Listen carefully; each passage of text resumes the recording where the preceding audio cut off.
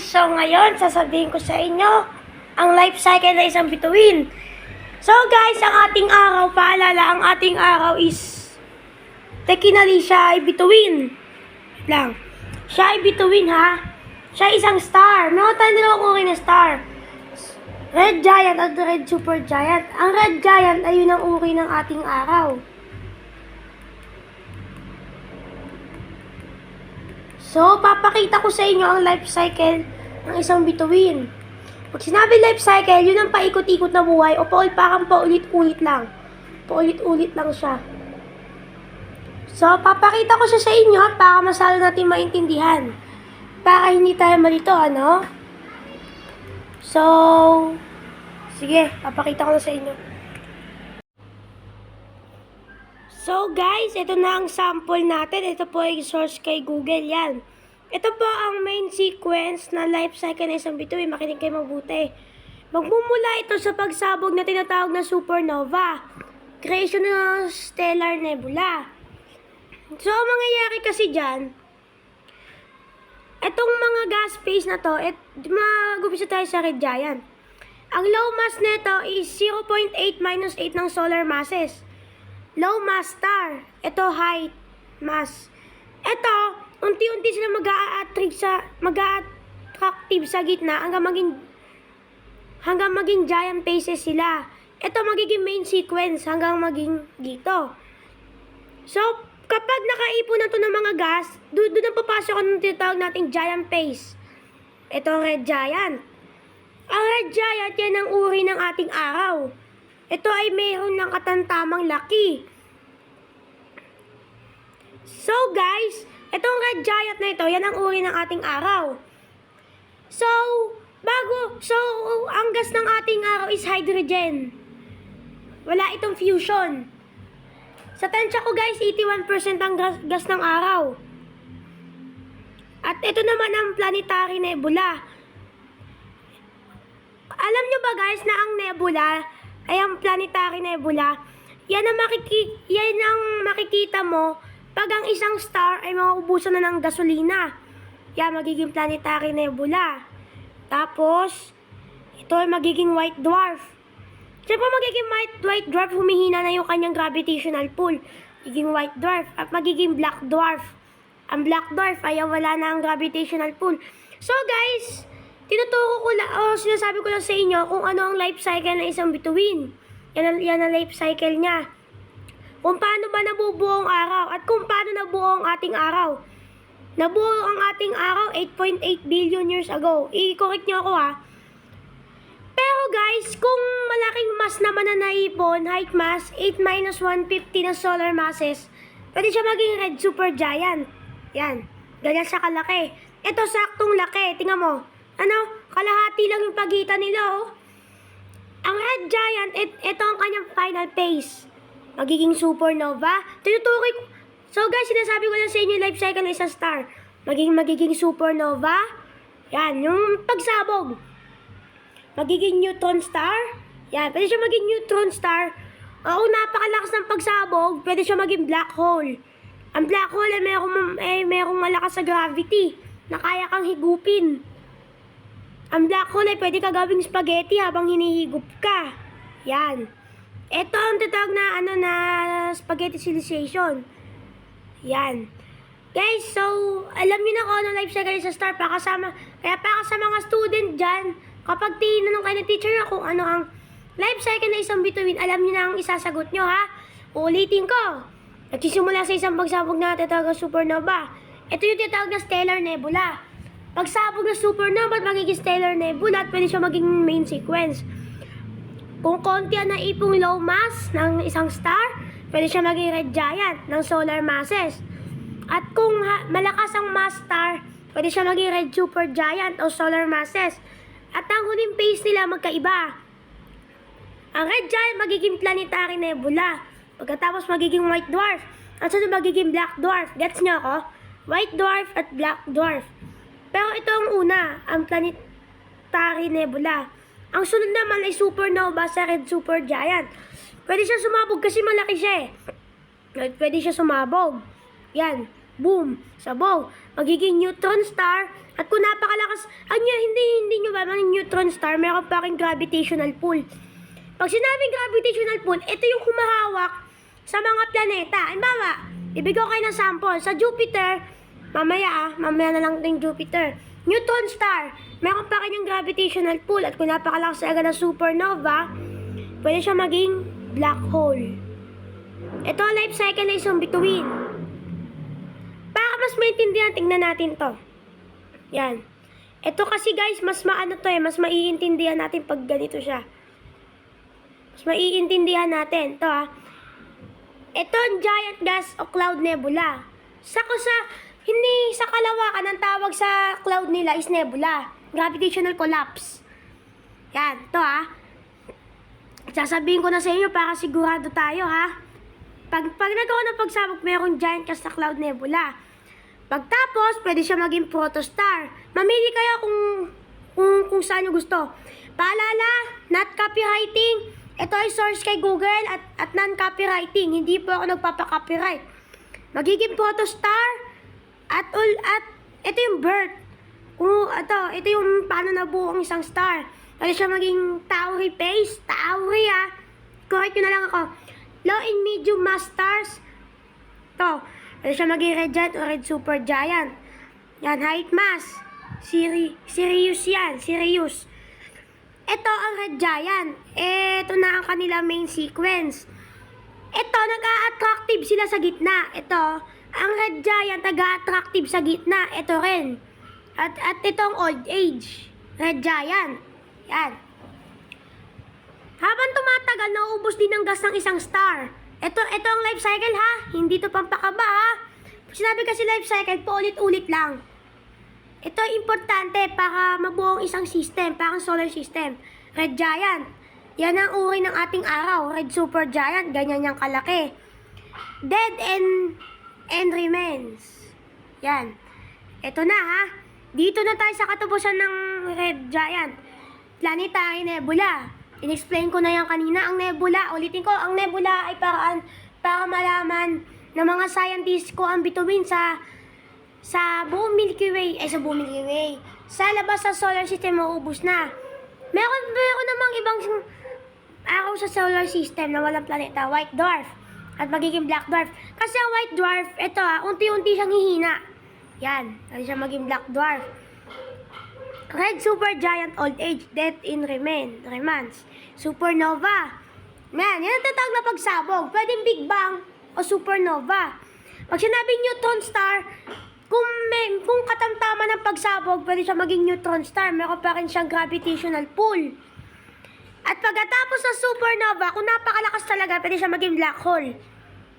O, gets nyo na Ito ang sample ng gravitational pull. Tingnan nyo, gravitational pull. Gravitational pull. Tingnan natin na gravitational pull. Gravitational pull. Gravitational pull. Gravitational pull ang hinahanap ko, hindi energy. Gravitational pull. Yan. Ito, bibigyan ko kayo ng sample. Wait lang. Ano ba yun?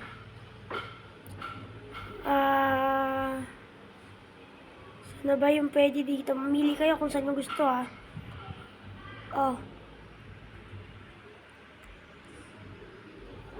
Guys tandaan nyo. Kaya hindi malikot ang ikot ng Earth dahil sa Moon. Ang Moon mayroong gravitational force. Yan.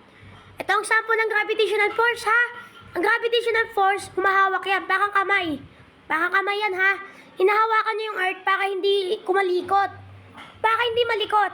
High tide at low tide. Dahil sa gravitational force ng Moon, ang isa nagiging high tide, ang isa nagiging low tide. Para maging balance, kaya napaka-importante ng Moon. Alam nyo ba guys, kung may isang bagay na sanay na tayo at kung babaguhin mo, malala ang mangyayari. Ganyan ang gravitational pull. Ganyan siya. Doon naman tayo sa gravitational pull ng Jupiter. Doon tayo sa Jupiter. Jupiter. Yan. Ito ang gravitational pull ng Jupiter. Ganyan siya kalakas. Yan. Meron tayong tinatawag na Juno Space Probe. Ito ang umiikot sa Jupiter na pinadala ng NASA. Ito magnetic axis, 10 degrees. At ito ang rotational. Pag sinabi magnetic, Yan ang magnetic field niya. Di ba obvious? Rotational axis. Doon siya umiikot. Jupiter. Papakita ko sa inyo ang asteroid belt. Baka may pagkumpara natin. Pag sinabing gravitational pull, yan ang humahawak. Ito ang gravitational pull. Ito. Yan. Yung humahawak na yan. Kaya kung lalapit ka sa Jupiter, wag na lang. Baka madurog ka pa. Asteroid belt. Jupiter. Wait lang. Jupiter, asteroid belt. Wait lang. Asteroid belt. Asteroid. Sa asteroid belt ba yun? Belt. Okay. Oh. Mas maintindihan natin, ha? Papaliwanag ko sa inyo. Para madali natin maintindihan. Okay. Ito, ha? Ito ang Mars. Magkatabi siya ng Jupiter. C-types and Earth water kick inward Jupiter, Saturn. Cosmic asteroid belts coming to reach map. Oh, sa pagitan ng Mars at ng Jupiter, nandun ang asteroid belt. Dahil sa gravitational pull ng Jupiter, ng mga asteroid na yan, hindi yan napupunta sa Earth. Kaya mag-thank you tayo kay Lord dahil may Jupiter. At dahil dyan, meron tayong tinatawag na gravitational pull. Ulitin ko, yan ang humahawak, ha? Pero alam nyo ba, meron tayong tinatawag na Jupiter's magnetosphere. Yan. I-explain ko na sa inyo, ha? Para mas madali tayo. Magnetosphere. Magnetosphere. Ito, ha? Pag sinabi magnetosphere, para siya magnetic field. Pero magkaiba sila. Jupiter. Of Jupiter. Yan. Ganito kalakas ang magnetosphere ng Jupiter. Ganyan siya kalakas. Yan. Neutral cloud. Yan. Ganito siya. Yan. Ito ang Jupiter, ha? Ito.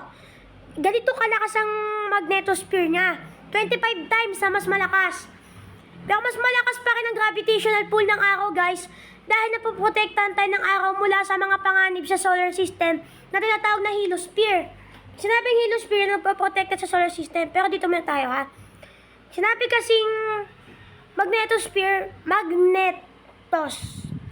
Baka siyang magnetic field. Basta may mga pinagkaiba sila. Medyo focus muna tayo dito.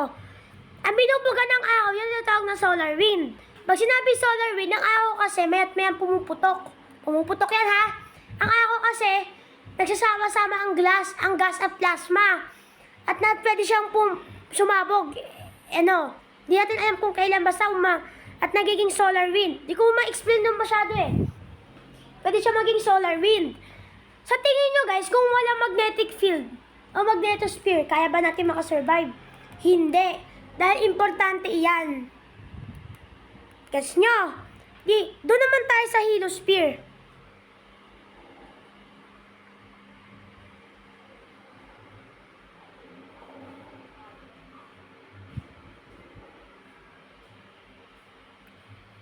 Yan. Baka maintindihan nyo lalo. Ito, ha? Ito. Ito ang heliossphere. Ito ang araw. Yan, ay nako, lumipat na naman tako. Dito pala. Yan. Pag sinabing heliossphere, yan ang termination shock, helopause, heloshets, at bow shock. Sa Milky Way, meron tayong tinatawag na bow shock. Kasi habang umikot yan, may mga pangyayari, may mga shock, may mga pakalindol. Pero dahil sa lakas ng gravitational pull ng araw, ang theory ko dyan, malakas ang gravitational pull ng araw kaysa sa Jupiter. Theory ako 100 times na mas malakas ang gravitational pull ng araw. Ito ang heliossphere. Yan blue na yan, heliossphere. Yan, ito ang heliossphere yung blue. Dahil sa lakas ng gravitational pull tuloy, dahil sa lakas ng magnetic field ng araw, na mas malakas pa sa Jupiter, nakakabuo ito ng heliossphere na nakakapagtatanggol sa atin sa solar system. Ang araw natin ang may ganyan. Pero hindi nyo ba yung tumataob yung araw? Ito, bibigyan ko kayo ng sample.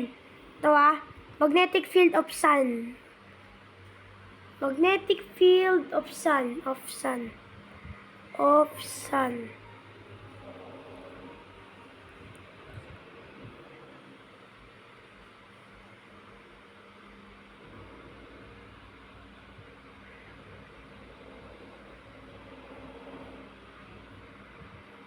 North and south.